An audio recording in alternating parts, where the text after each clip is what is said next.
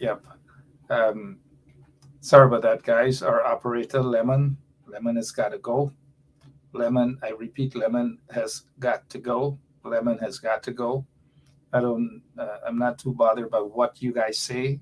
Lemon has got to be fired. I was talking for about 3 to 4 minutes and there's no sound, nothing at all. He didn't put the microphone on. Lemon has got to be fired as soon as this press conference is over. That's it for Lemon. He's going. He's getting his walking papers.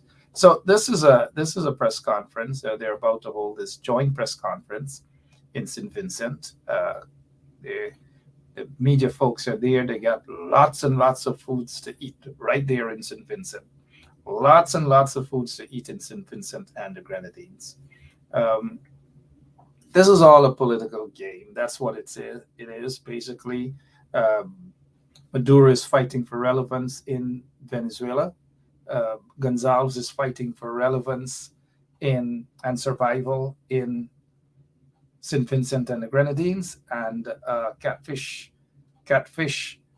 King is fighting for his political life back in Guyana. So there are three puppets, three musketeers, so to speak, are fighting for not just relevance but political survival. So the press conference should be any minute now, and as we await Catfish, Bosshead, and Madman, as we put it, Catfish, Bosshead, and Madman to arrive. Good afternoon to all of you guys, wherever you are. It's after 7 in Guyana, 15 minutes after 7 o'clock. And I know you guys are just waiting to hear what King Catfish has to say, along with Bosshead. Well, I'm almost certain, and let me apologize because I didn't realize that Hormon the Monster was right there on the screen. Hormon the Monster, if you notice, he's going to look around. Just give him 30 seconds. He's going to look around, and you guys are going to see exactly who Hormon the Monster is. Um, Thank you, Rashley Ford, Three Stooges. Um, but take a good look. You're going to see even Hormon the Monster. Uh, Hormon the Monster is out there. I bet he doesn't even understand what's going on, what's the historical um, reasoning behind this whole um, look. Look, Hormon the Monster is going to turn and look in your direction. If he does that, please do forgive us here. It is beyond our control, beyond Lemon's control as well. The Hormon the Monster, just looking to see if anybody recognizes him. Hormon the Monster, right there on the screen, probably hungry. If you hear anybody's stomach going grr, must know it's the Hungry Belly Monster that is on. Look, he's looking. Look, yeah. All right, so share the link. We're still waiting for this press conference, this joint press conference. That's here. At least it's not up as yet. They're not there, but let's go live to get some sort of audio. Lemon, can you give us some audio, please?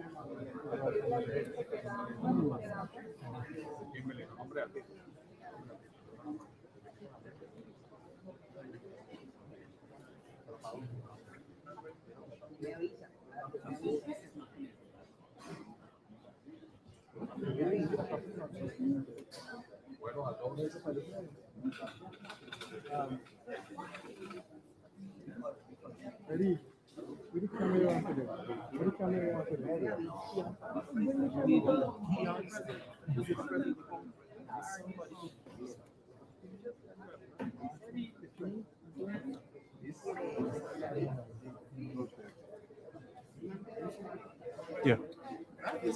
Yeah. Hold on.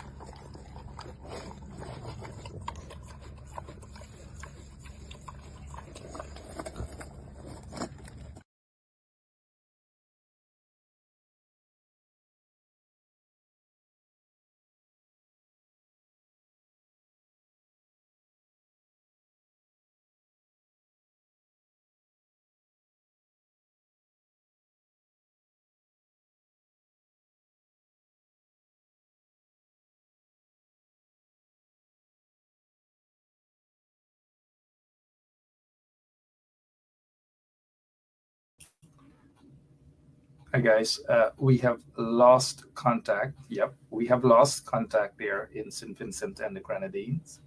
And thank you so much for letting us know that there's no sound. And again, you know what's going to happen to Lemon. That's basically it for his job for the 2024. He'll be walking into 2024 without anything to do here at 107.1 FM. And we were just about to give him a raise of 6.6% increase on his salary. 6.6% increase. But that's it for him. He's got to go. All right. Again, there's nothing coming out of St. Vincent and the Grenadines. We have lost contact there, which might be a good thing. But nevertheless, we just wanted to bring to your attention so that you guys can hear what's happening there. But there's really nothing there to report at this time, other than they've just concluded and they're going to head back probably to their hotel rooms or where else they are going to be heading. So again, we're just trying to monitor to see if there's anything new. Absolutely nothing new at all. And so it appears that we just have to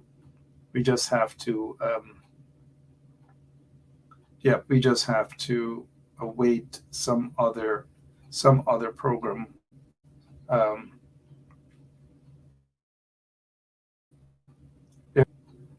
Yep, sorry about that. There's nothing else that we have at this point in time. And so I know that I woke some of you up. I disturbed some of you, probably just got off of work, and you all got all excited over what may have been some sort of interest coming out of that bacchanal in St. Vincent and the Grenadines. It should be called Ralph Gonzalez Bacchanal. Ralph Gonzalez Bacchanal. However, you haven't lost time or anything. We will return at 9 o'clock Guyana time, that is, 9 o'clock Guyana time. And just stay tuned right here on 107.1 FM. I'm looking in the other direction, trying to monitor what's going on. Dennis Atwell is asking. Dennis is always an inquisitive old guy, very inquisitive. He's asking who paid for that trip for Guyana. That's kind of like what you call a I-flat moment. Dennis Atwell is having an I-flat moment. The question, it's pretty obvious, Dennis. Look at Dennis's question. Who paid for that trip for Guyana? Who else paid for it? You paid for it, Dennis. If you walk at Demico now and you buy a loaf of bread or half a bag of tennis roll, no, I'm not saying that you buy a half a bag of tennis roll. Still, things probably a bit different for you now. Half a bag of tennis roll, Dennis, you pay taxes.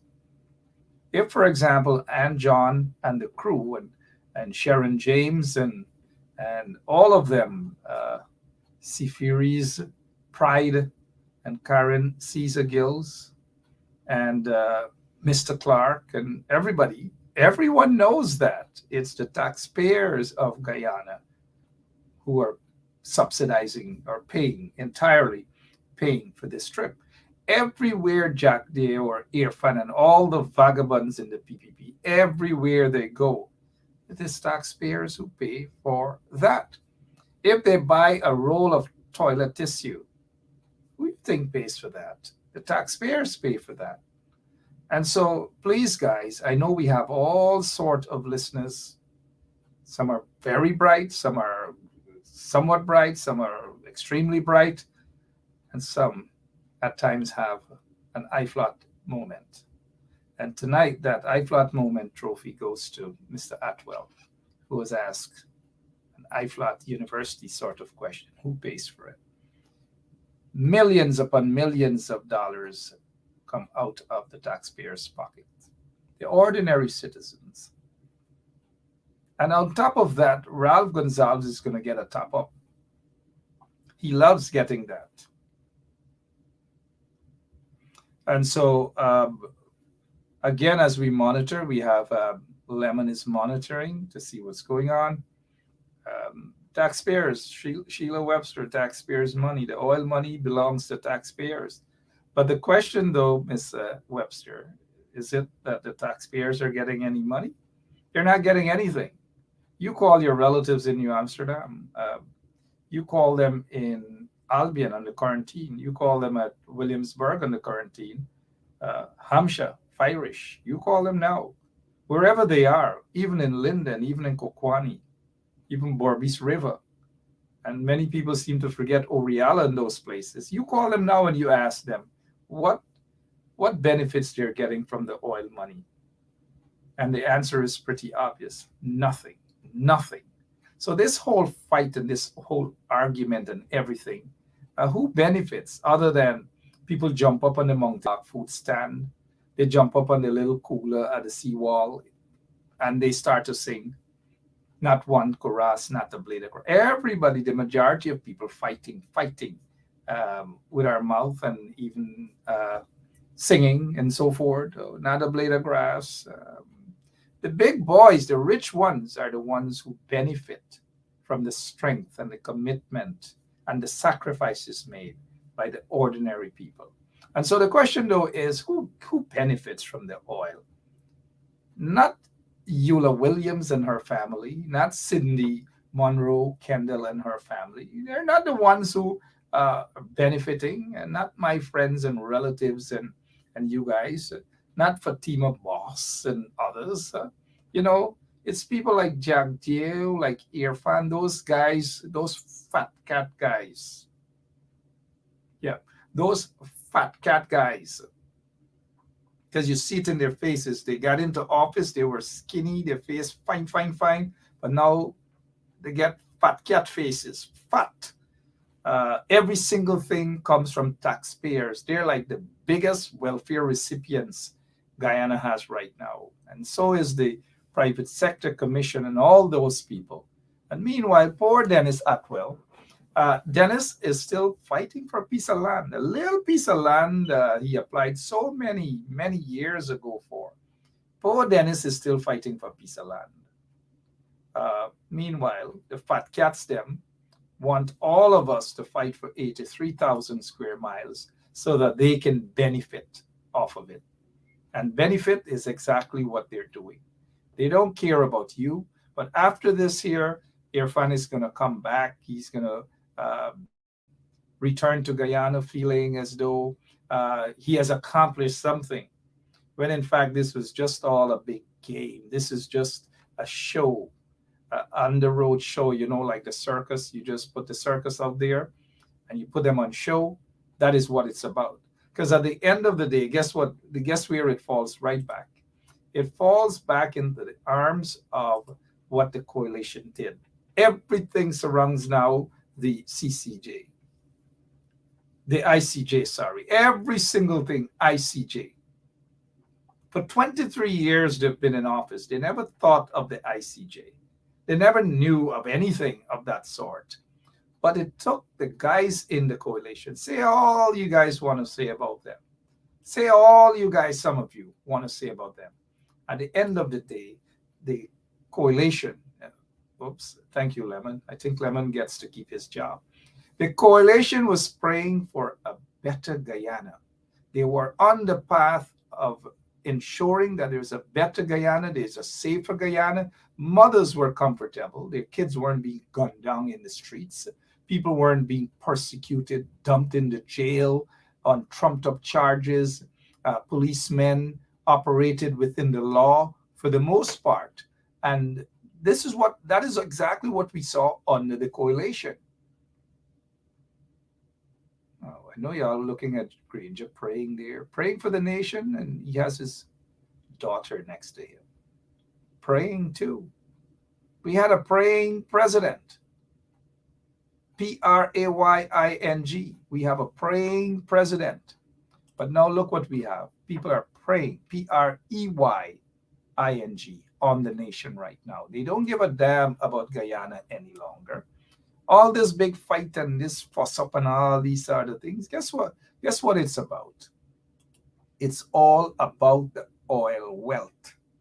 The oil wealth. That is what it is all about. Nothing else. Notice they already jumped away from this hero stuff, and these guys are heroes, and they gone to St. Vincent now on another mission. And then when they return now, they're going to go to Cash Grant mission now for the Christmas season, and all manner of that is what they are doing. They're not governing a country. They're stealing. They're stealing all of your monies. And then when they return now, guess what? Just look out for sometime next week. They're going to reconvene Parliament, maybe for a day, where Irfan Ali will go into Parliament to address Parliament, address all of the parliamentarians there and so forth on the outcome of the meeting. And after he finished with his so-called addressing of Parliament, he's going to ask for, they already asked for 26, almost we rounded off to $26 billion. They're going to go back to Parliament now to justify why they need more money so that they can buy some more equipment for the Guyana Defense Force. They're going to want to buy maybe another helicopter, and all these different things they are going to attempt to do because that is what they do. They just go out there and they pimp the nation. They are a bunch of shameless pimps out pimping the nation, robbing the nation. That is what they do. All right, if you now join us, we thought that for a moment we would have been getting the press conference, a joint press conference in St. Vincent. Well, maybe fortunately or unfortunately, however you want to look at it, we are unable to bring that. For whatever reason, we are unable to bring that broadcast to you. We are still monitoring to see if somehow or the other we can squeeze something in with regards to the broadcast to see what can happen, but nothing at all at this time. Looking at some of your comments, let's see here. Aaliyah Waldron, how many times did they go to Parliament for the year? Many times. Many, many, many. Many, many, many. How many? You know that song, that reggae song? How many? Many, many, many. Right? How many? Many, many, many. And that's what they do. They go to Parliament, they slam, and the Speaker of the National Assembly just basically say, how much? How much? So, again, in response to your question, how many? Many, many, many. Many, many, many. Right? You guys know that reggae song, right? How many? Many, many. Many, many, many. So they go into Parliament, and that's exactly what they do. They go and they rob the nation, and they walk away as though nothing happens. Absolutely. They walk away like nothing happens there at all. All right. So, hey, here's what I want to. In Barbados, this is, if you guys think that we, especially if you want to think for a moment that I'm mean to Irfan and all of those vagabonds in Guyana, think again. I'm just probably not mean at all, or on the soft side of being mean. And they deserve that because they are mean to a nation. An entire nation they're mean to.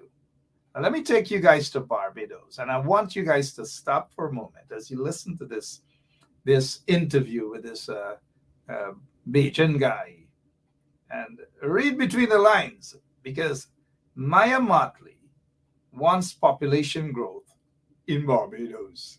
And listen to what this guy, I just smile, and I just want to see whether some of you will smile as well. So let's take you over to Barbados. And listen to this interview, please. To me, it's a bit funny. Very, very funny.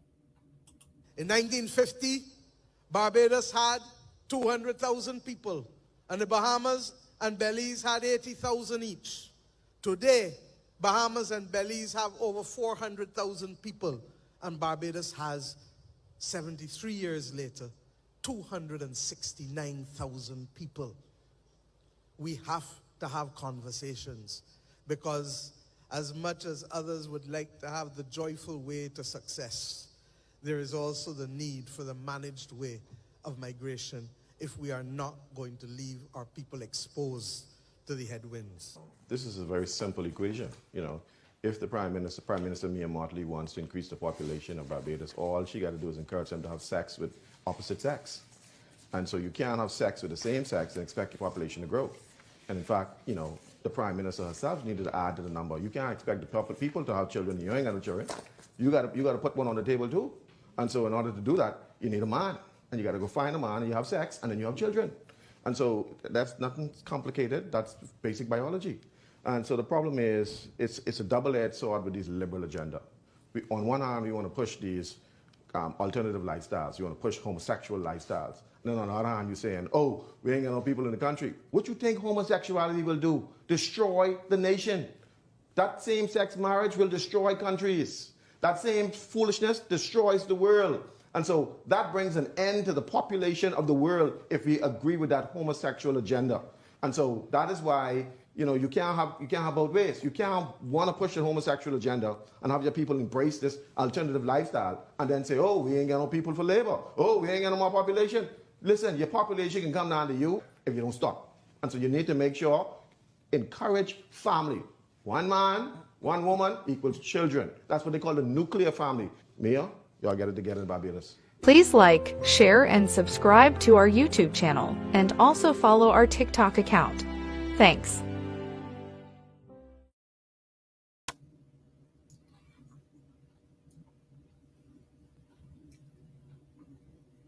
All right, guys, I'll try to make some other connections, but I just want you to read that back again, and then you know how some of us are.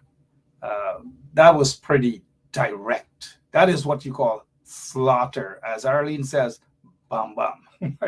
She left out Ali there, but bam, bam, Ali. Listen to this here, please. Please listen again and understand what's happening in Barbados. In 1950, Barbados had 200,000 people, and the Bahamas and Belize had 80,000 each. Today, Bahamas and Belize have over 400,000 people, and Barbados has, 73 years later, 269,000 people. We have to have conversations, because as much as others would like to have the joyful way to success, there is also the need for the managed way of migration if we are not going to leave our people exposed to the headwinds. This is a very simple equation. If the Prime Minister Mia Mottley wants to increase the population of Barbados, all she got to do is encourage them to have sex with opposite sex. And so you can't have sex with the same sex and expect your population to grow. And in fact, the Prime Minister herself needed to add to the number. You can't expect the people to have children. You ain't got no children. You got to put one on the table too. And so in order to do that, you need a man. And you got to go find a man, and you have sex, and then you have children. And so that's nothing complicated. That's basic biology. And so the problem is, it's a double-edged sword with this liberal agenda. On one hand, we want to push these alternative lifestyles. You want to push homosexual lifestyles. And then on the other hand, you're saying, oh, we ain't got no people in the country. What you think homosexuality will do? Destroy the nation. That same-sex marriage will destroy countries. That same foolishness destroys the world. And so that brings an end to the population of the world if we agree with that homosexual agenda. And so basically what the guy is saying, that that's what he's saying out there in Barbados, that Mia Mottley should put something to the table. All right, let's hear what these guys have to say out in St. Lucia at the moment. Republic of Guyana and the Bolivarian Republic of Venezuela. It is something that is not going to be fixed with one meeting. We know that, and we've heard that statement. We heard the Prime Minister did mention that it's a step in the right direction, and having both leaders at a single table, and interestingly enough, they were facing each other in the shots that we just saw a while ago. Having them face to face and interacting with each other is a step in the right direction. What do you And think the mood was like in that room after the handshake? I Well, mean, apart from the applause, what you think? we can't think, but we did ask Ambassador Yeah? John Oh, that. what did you yeah, say? he's. I think there was a sense of relief to an extent, in terms of the fact that they were able to shake hands and at least agree to shake hands, because these sort of things can be quite difficult. The fact that you are in a controversy that has gone global, caught the attention of a lot of international agencies, and to the point where the United Nations has sent a senior member to be at this particular meeting. The feeling of that coming out of that with a handshake, a pattern handshake, outside of the applause, must have created, at least eased the tension in that room, if just for a moment, between both Was the parties. handshake a parting one, or was this at the beginning I of? think this was at the end. I think that clip came much later on. The one that we saw via Telesur at the end of the exchange, because that clip came much later on during the course of the reporting. So I'm saying quite possibly that was at the end of their discussion that exchange, that handshake took place. Well, still playing the waiting game. Yes. I think when we started, we did anticipate that we might have to wait for a bit, but I really didn't think it would have been this sort of extended wait.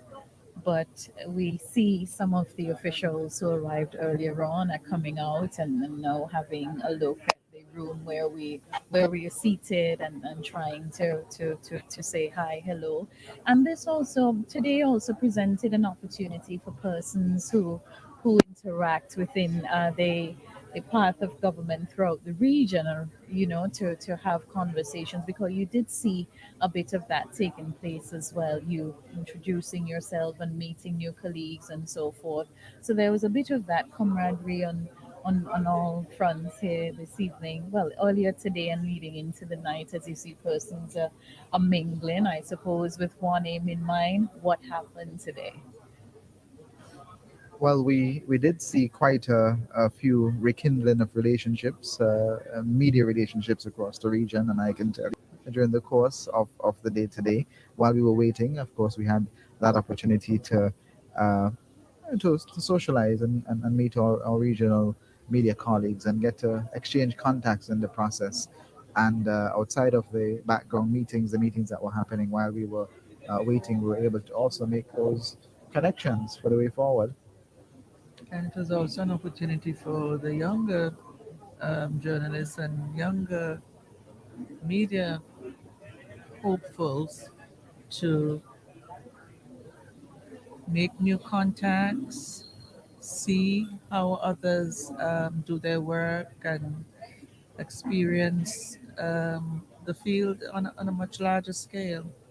And I probably can speak in the case of NBC. For us, we do a lot of regional news, and we had an opportunity to network today in a wonderful way, without having to even get on a plane to do that.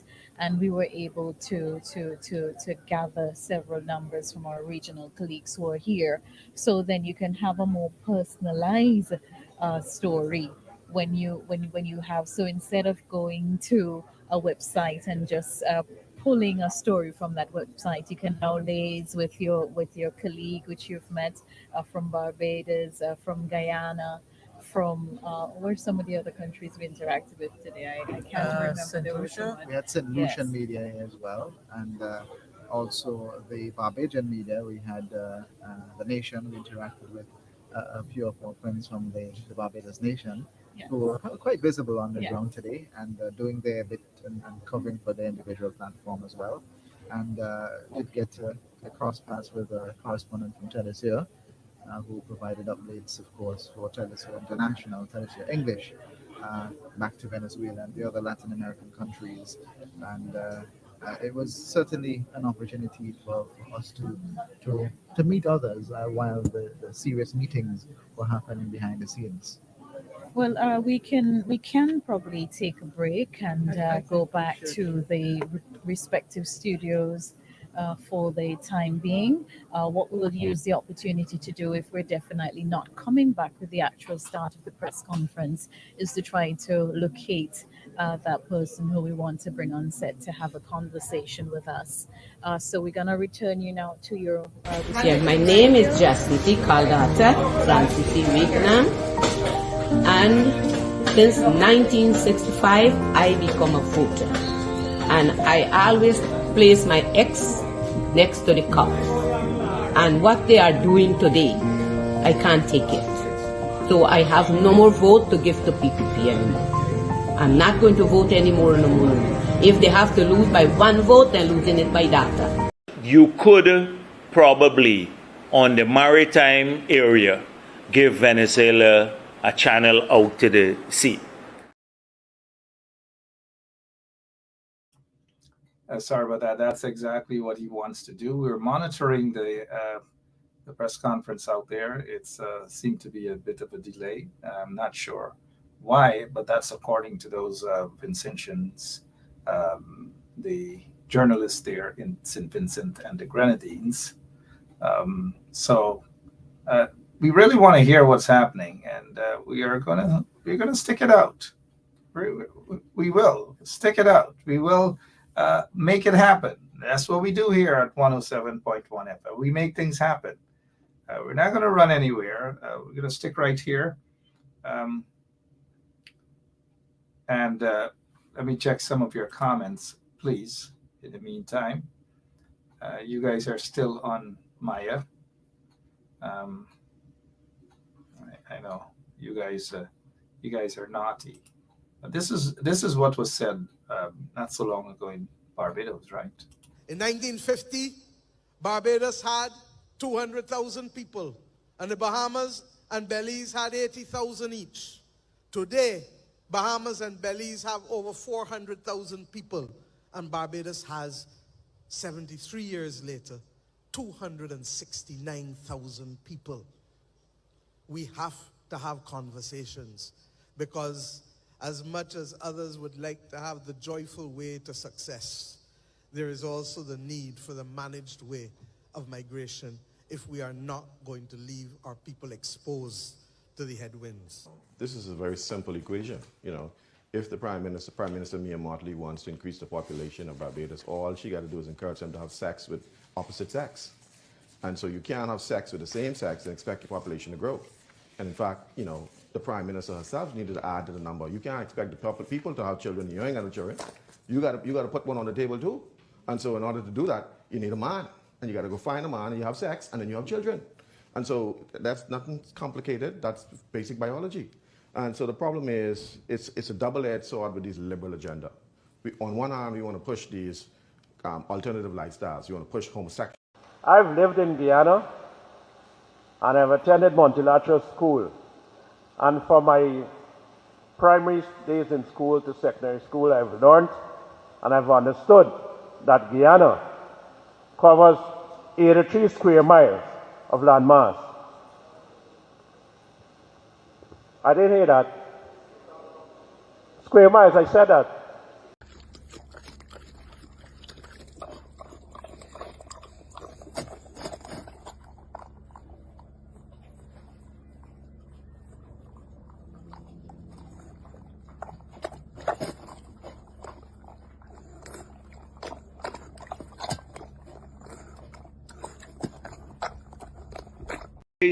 Even more our border, and from someone, a low life like that, you.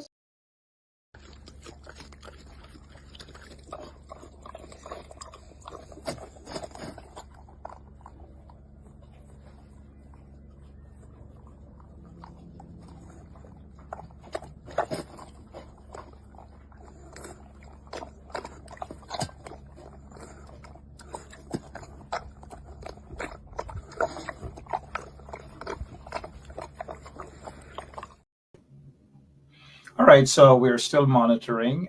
Once they're back live, we will rejoin them in St. Vincent and the Grenadines.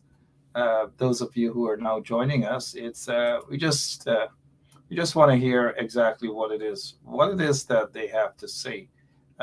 Air Finale is saying one thing, Maduro is reporting another thing, and we just have to basically, strain whatever it is on a strainer, because we know it's two lie men we're dealing with, two very deceitful so-called politicians that we're dealing with. So we just don't want them to tell us what happened. We want to be able to at least see firsthand what is happening, what transpired. We want to see their facial expressions. We want to see their body language and these sort of things. That's what we want to be able to at least take a look at. So if you're now joining us, good evening. My name is Mark Benchop. It's 7 o'clock Eastern Standard Time. It's 8 o'clock in Guyana, 8 o'clock in St. Vincent and the Grenadines. And so we are just awaiting the press conference to start. What's on your mind? What do you guys think? Is it worth the over 125, I assume, $1 million on this here? Over $125 million for this. Meanwhile, the school in Linden cannot complete. The people in Georgetown and other areas frequent blackouts. We heard that some generators are there. And that's about it. Christmas is around the corner. What bright Christmas is there in Guyana, other than the ordinary folks who get nothing, none of the oil wealth or anything? They have to just have a little Christmas tree. And if they're lucky, they can get some lights on that Christmas tree. Because mark my words, there will be constant blackouts in Guyana, even during the Christmas season, even after they have the generator they claim that is there. They're going to say the load is heavy. The load is heavy. That's what they're going to say to you guys. There's always an excuse upon excuse upon excuse upon excuse, but for their incompetence, for their failures. And that's what's happening. So there is really nothing, no good governance. They're stealing your monies. And especially, again, what is it, 6.5? 6.5 is really nothing. It's basically a couple bags of pungs of black pudding, couple pungs of white pudding, and you're lucky if you get sour to go along with that. 6.5, that's all it's worth, nothing else. And so don't be fooled by these people in the PPP and their propaganda. That's what it's all about. That guy today at his press conference said nothing, absolutely nothing. And by now, all of us should be accustomed to what he does at his press conference. Every Thursday at 2 o'clock, or what is it, 1 o'clock Guyana time or whatever, he goes at this press conference, so-called press conference, and he sits there for hours, and he says basically,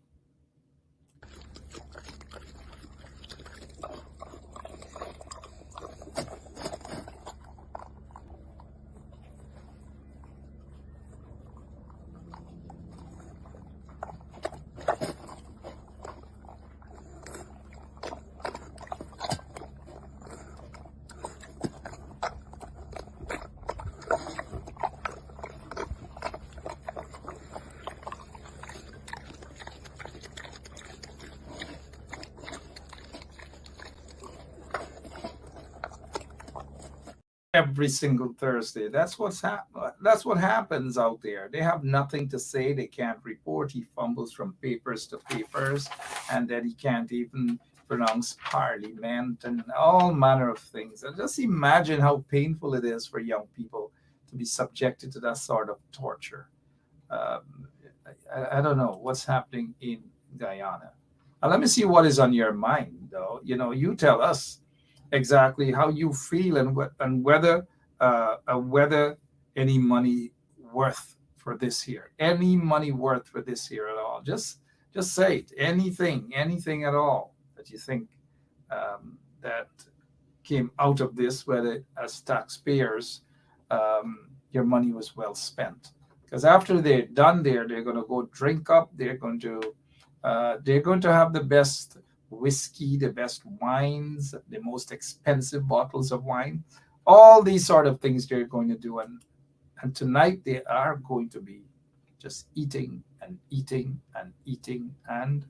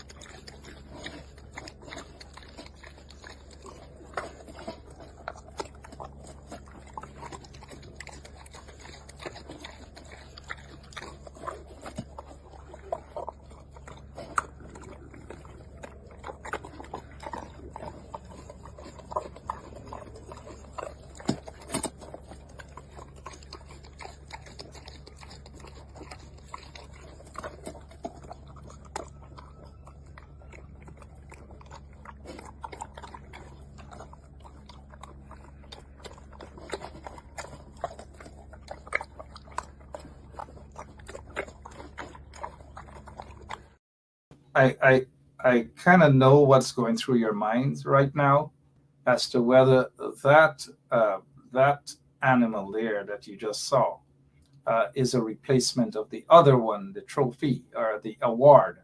What do you guys think? You guys let me know. We're still awaiting the live press conference.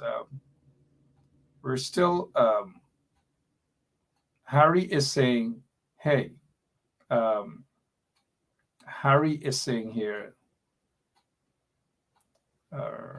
Jan's Fashion is saying, so that is how them go and eat. Of course. Gonzalez, that's what he does in St. Vincent and the Grenadines. He doesn't look after his citizens. The same with Maduro. They're all birds of a feather together. Birds of a feather together. And so that is what they do. They starve the people in their respective countries. Let us take a look at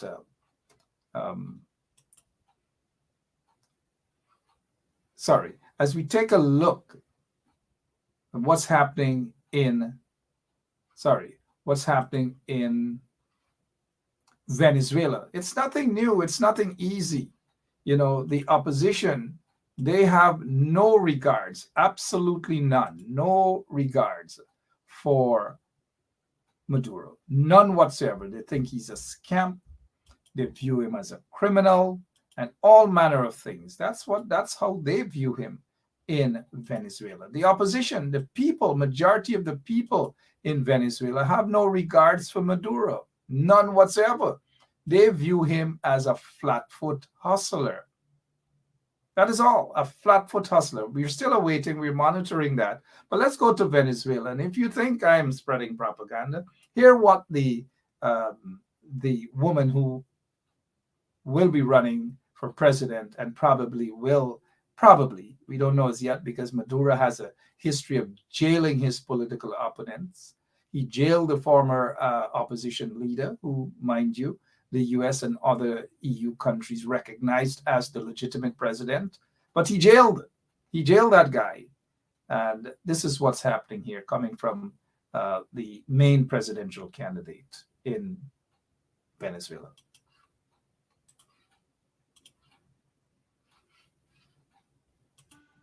Hello and welcome to Tete a Tete, France 24's flagship interview show. Our guest today is Maria Corina Machado. She was designated a few weeks ago through a popular vote as the candidate of the opposition for next year's presidential election in Venezuela against Nicolas Maduro.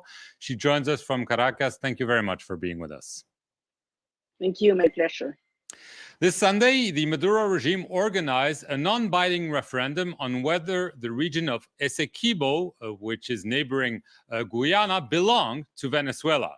A total success. This is how Nicolas Maduro described it, with more than 90% of the votants saying yes. Is this indeed a total success in your eyes? Well, absolutely not, and unfortunately, because we all know that the Esequibo territory belongs to Venezuela. This is strategic to the Venezuelan people and our nation, and we have defended for generations. But on the contrary, this referendum not only was unnecessary but inconvenient. But we all know that the fight, the controversy is being now disputed at the International Judiciary Court, and it's there where we need to put our arguments together. On the other hand, what happened this Sunday in Caracas was a total failure for the regime. The images speak for themselves. People simply did not show up, even though they were threatened, even with losing their food stamps or their jobs. And this is certainly a huge defeat for Nicolás Maduro and his regime.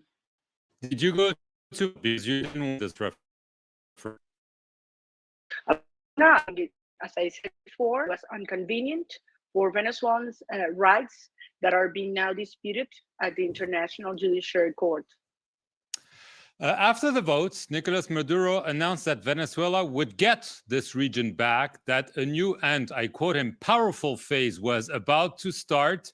Do you fear, as Brazil, as we've heard, that there could be a military intervention that could maybe put the electoral calendar in your country into question? Well, the fact is, Nicolás Maduro and the regime are desperate because they know they have already lost the election. I mean, more than 85, 90% of the people rejects the regime, as we saw this weekend and as we saw on the October 22nd with a huge turnout on the primaries. So they're, in the past been able to do absolutely crazy things, and they're desperate at this point. But I do believe that the sense and the rational thoughts, not only of other sectors among the regime, but also in the Venezuelan military, will prevail, and that we will do what we should do, which is present a very strong and well-supported argument at the court, which we need to convey before April, so that the Esequibo territory will prove that it belongs to Venezuela. In late October, you won popular votes to be the opposition candidate. Does this mean that for sure you will be the only candidate of the opposition against Nicolás Maduro? I'm asking this because we've seen in the past that the opposition is often very divided. Is there a guarantee that you will face Nicolás Maduro and no one else? Well, no one can guarantee that the regime will perhaps promote another individual with the idea of dividing the will of the people. But it was so strong, so profound, so emotional what we lived on October 22nd. It was 3 times or 4 times our best estimate that actually the amount of people that came out. We ran out of ballots in many places, even though people were, as I said before, threatened in order not to participate. So I do think that that will not work. And that certainly Venezuelans today, we are more united than ever, and we're conscious that we do have a huge opportunity to defeat this regime and move ahead in a very complex and delicate transition to democracy. Right. There's still an obstacle to you being able to run. The regime claims that you're ineligible. There were negotiations in the last few days conducted through Norway, obviously with the U.S. Involvement, and there seems to be a compromise. You will be able to lodge a complaint before the top court to clear your name. Will you do so, and do you believe that this is the last obstacle to your candidacy? Please, not the last obstacle to be unfair. Full of huge threats, because the regime knows that they will lose power, and I will face Maduro. And certainly the international community and the US have been very firm in terms that they will not benefit, and sanctions will not be removed if there are not free and fair elections. And you cannot talk of free and fair elections if the people's choice for their candidate and leader is not permitted to participate. So, as I said before, this will be, full of threats, but I'm sure that we have the strength and the will to fight to overcome every single one of them, and we will see Venezuela freed and rebuild with the participation of all of us, those who are here and all around the world. Yes, but do you believe, just to be very precise, will you go before the court in Venezuela to do what was agreed in the last few days to be able to run? That has not been decided yet because the regime has not complied with what they had said they would do before November 30th. Political prisoners have not been freed, and the fact is that if they not comply and with what they offered, they certainly will not do that with my illegal disqualifying. So we are, moving ahead day by day, but I can assure you that I will be the candidate that faces Nicolás Maduro and defeat him in the presidential elections next year. Well, clearly, from what you're saying, there's a lack of trust in the regime. And in the past, you thought that this lack of trust was warranting a boycott of the election. Now you're saying, I will face Nicolás Maduro. How can you be so sure that there will be, first of all, elections, and that they will be free and fair and will allow you to win after all this history that I just mentioned?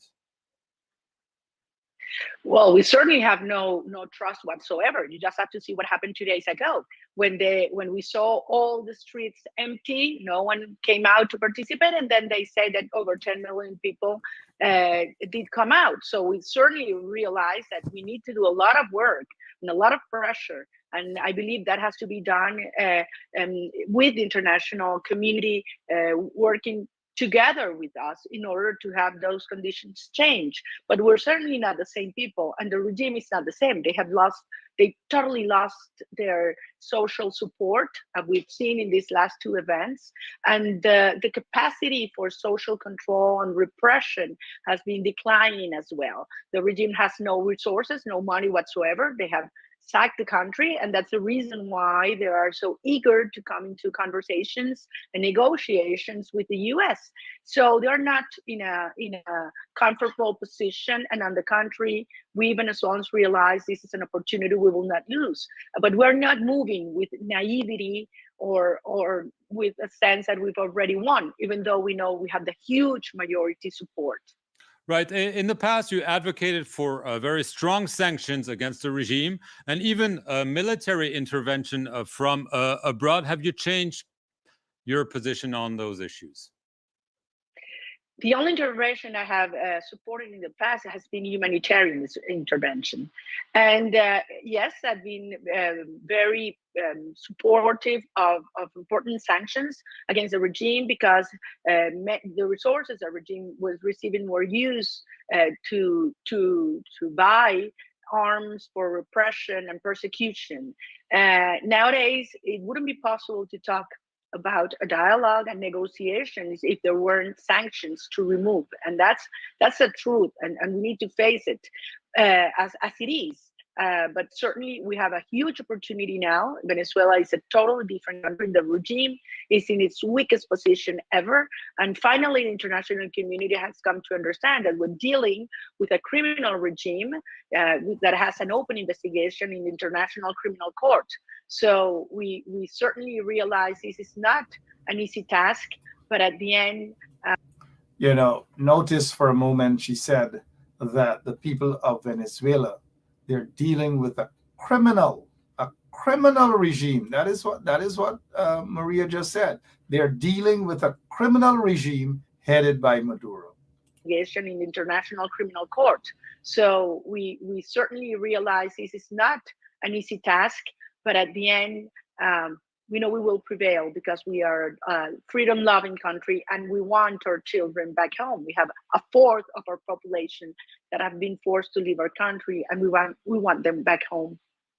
Just as a last question, obviously, you described Nicolas Maduro as I can assume someone you don't really trust and you think should be a prosecutor. Nevertheless, if there is an election, this means you would have eventually to sit down with him and talk. Is that realistic? Oh, certainly.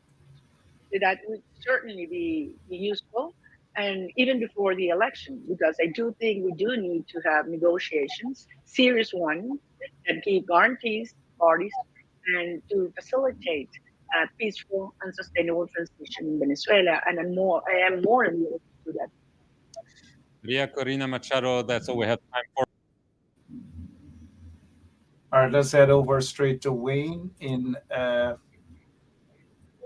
his studio on the subject that you heard, that the main presidential candidate in Venezuela has described Maduro as a criminal regime, heading a criminal regime. Is that surprising to you, coming from how people in Venezuela feel about Maduro?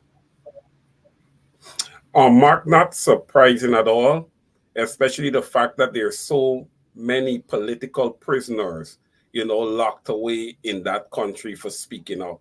We know what Nicolas Maduro is all about. He's an evil dictator. Yes, I agree with her 100% on what she had to say regarding Maduro. And Mark, listen, we're in the 21st century, and people like Maduro needs to be removed with the quickness, man. It's time for the world to move forward in a positive direction. And like the main opposition would have said, there's 1/4 of the country that would have flee the country, and she would like those people to return. And I could not agree more with her, wanting those people to return, because, quite a large fraction of those people are in Guyana also. And we would like to see them return back to their homeland. Those who wish, I'm sure, because yes. If people in the US or other places were to tell all Guyanese that it's time for you to pack up back and go, once immigration laws are respected and so forth, those who wish to return, they can go back freely. We don't want it to appear that we're chasing people out of our country, because people might end up chasing us out of their countries too. Well, market depends on how you look at that, because when it comes to the United States, I would think that the United States is a country that belongs to so many different people. So folks like Trump do not see it that way, though. Right? Yeah. But Mark, and this is a whole different show. We could go on and on about the history of the United States. We can go on, and some of the people who are responsible for building some of these landmarks in the United States and all of that. We can go on and on. But one thing I would say that I totally disagree with the main opposition in Venezuela is her claim that 2/3 of Guyana belongs to Venezuela. She'll have to take that and push it somewhere else, because we're just not hearing that. And if she's going to be taking over, she'll definitely have to push that in the garbage bin indeed. Yes, absolutely. And so that's where we'd like to see it, in the garbage bin. Yes, yes. Those of you who are now joining us, 22 minutes after 7 o'clock, we're still awaiting that press conference in St. Vincent. Not sure if it's going to take place. However, the main presidential candidate of Venezuela, she is the main presidential candidate. She seems very confident and optimistic that she'll be able to unseat Maduro. The question as to the claims, we know that she's not serious about the claims. We also know that what she has taken, which is a very responsible position, they can claim all they want to claim. But one of the things that she said, which is good, contrary to what this madman dictator Maduro has said, is that let the ICJ deal with this issue. And so what is it that you've been reading up or following that you can say is somewhat of a success story in St. Vincent and the Grenadines, sir? Well, to be honest with you, Mark, I wasn't looking all the time, so I don't know exactly what came out of the meetings thus far. So that would be something that I would have to catch up on. But I'm sure as I do my analysis on that, I'm not going to see anything that would have come out in favor of the Guyanese people on the ground, which is what I am here for.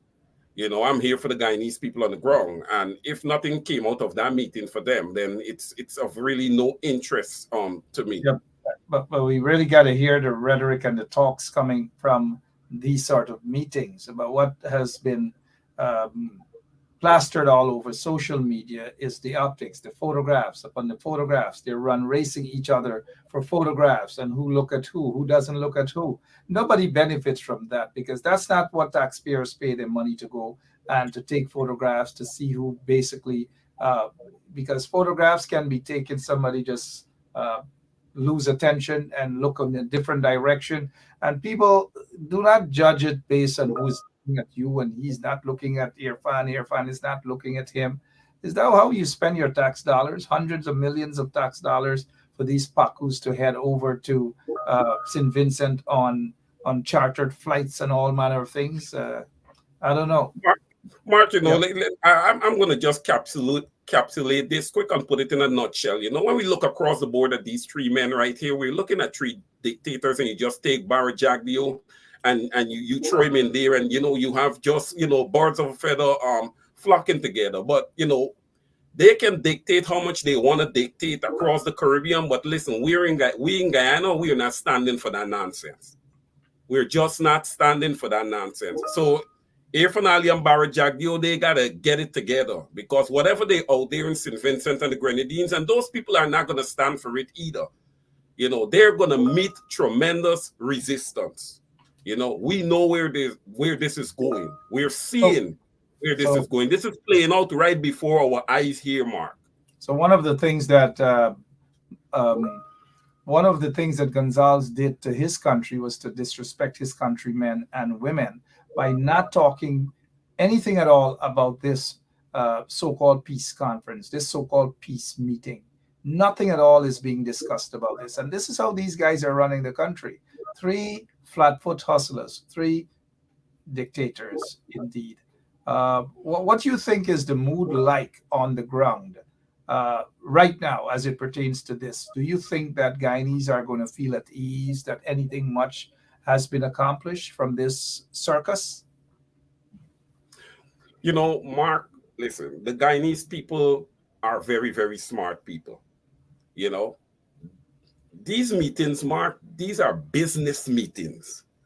These are not meetings that deal with citizens of any particular nation. These are deals that are being done here, right? So the Guyanese people understand that their best bet is waiting for the ICJ, you know, to make their ruling when it comes to Essequibo. Not anything that would have happened today. You know, I am sure that Irfan Ali did not table the ambassador request. I am sure that was not tabled. You know, these are the things that we need to be tabling. I'm sure that he didn't table the influx of Venezuelan migrants coming into Guyana. Those are the 2 main topics that he should have been looking to table when it comes to dealing with Venezuela in this meeting. Now with Ralph Gonzalez and Maya Motley and these people, Mark, it's going to be business as usual. It's going to be transactional in nature. These individuals are going to come together. They're going to come together and, you know, they're going to make their deals. But while Irfan Ali is out there making his deals, knocking glasses, you know, and laughing, we have children in Guyana that's going to bed hungry. We have children in Guyana that's going to school hungry. We have nurses that are underpaid. We have teachers that are underpaid. We have army servicemen and women who are underpaid. You know, we have members of the Guyana police force. You know, these people are all underpaid. Guyanese in general, public, private sector, they're all underpaid. 48% dropout rate in Guyana. About 50 to 52% of the individuals in Guyana living under the poverty line. These are the things that we need to address. We need to start getting people-centric, and that's not happening with this PPPC government. So I don't see anything that the Guyanese people can be looking forward to coming out of these meetings, Mark? Over to you. Thank you, sir. Looking at a comment here from George Tanner. George is saying, I bet the meeting will end with Maduro and Ali saying what they go there saying nothing is about to change. Totally. All right, Tanner. Waste of time indeed. Waste of time, waste of taxpayers' monies, all manner of things. But since they're all going to go back to their respective countries to claim some fame. Maya Motley is going to go back to Barbados talking crap. Maduro is going back to Venezuela, probably jailing opponents and persecuting people.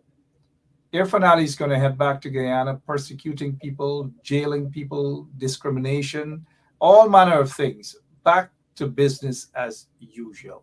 Nothing has gained other than diverting attention to this whole big circus in St. Vincent and the Grenadines. That's what it is, a big circus. At 7:30, hopefully Straight Up will be back at 8 o'clock. Briefly, your closing remarks as taxpayers wasted their money on this circus here, Mr. Caesar. Well, that's exactly where I was going, Mark. Another waste of the taxpayers' money. You have these leaders in Guyana that is just flying from country to country. But, in all the flying to all these different countries, there's no equity that's coming the way of the normal, everyday Guyanese. So we see that we have, installed leadership in place that just continues to fail our people, continues to do as they like and do as they feel, with the taxpayers' money, and Guyanese continue to pay a high price for everything. Now it's Christmas time, and these raises that were given to Guyanese are totally inadequate, and unsuitable for their households. And listen, Irfan Ali would have said that he is a caring leader. He is a caring president. He cares particularly about women and children. If you care so much about women and children, why are children going to bed hungry? Why are children going to school hungry? It's a total contradiction from what you're preaching out there, Mark. And that is what continues to happen. These guys continue to preach one thing and do something completely different.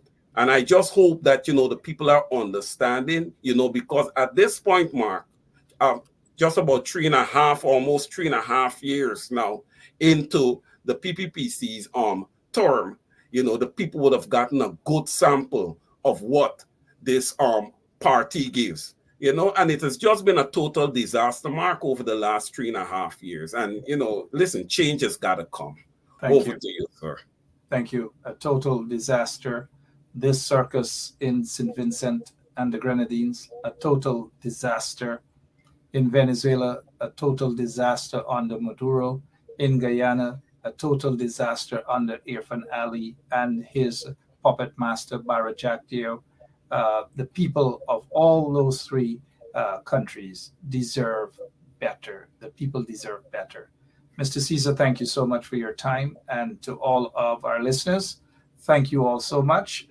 Keep your fingers crossed at the top of the hour, 8 o'clock. And I know why. Keep your fingers crossed. We've been at it all day, but keep your fingers crossed in the event that you see that we pop up back live again. And hopefully we'll get much more information for you guys on this subject of Venezuela, Guyana circus. All right. Thank you, Mr. Caesar. Appreciate it, sir. Sure. Thank you, Mark. Yeah. And thanks to all of you who are watching. I'll just go grab me something to munch on. No big bowl or anything, but we can just assume that those political monsters, the ones from Guyana who were in St. Vincent, and the political monsters, the ones from Venezuela who are in St. Vincent, and the political monster right there in St. Vincent, Bosshead, and then the political monster from Barbados. We can just all assume what they're doing right now, right? With your tax dollars. We can just assume.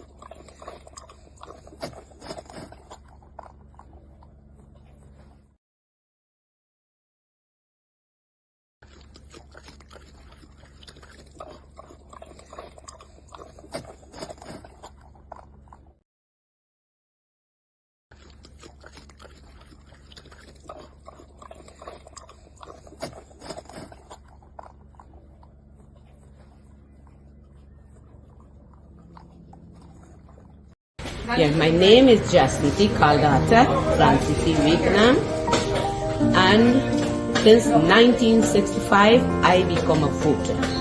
And I always place my ex next to the cop. And what they are doing today, I can't take it. So I have no more vote to give to PPP anymore. I'm not going to vote anymore no more. If they have to lose by one vote, they're losing it by data. You could probably, on the maritime area, give Venezuela a channel out to the sea.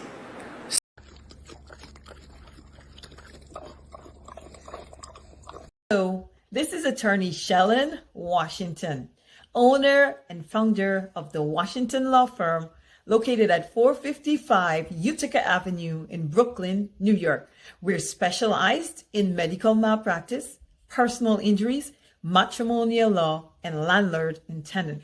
If you're in need of legal representation, please give us a call today. The number to call is 718-877-3100. Consultation is free at no cost to you. So call us today to see if we can be of any assistance to your legal needs. Again, the phone number to call us is 718-877-3100.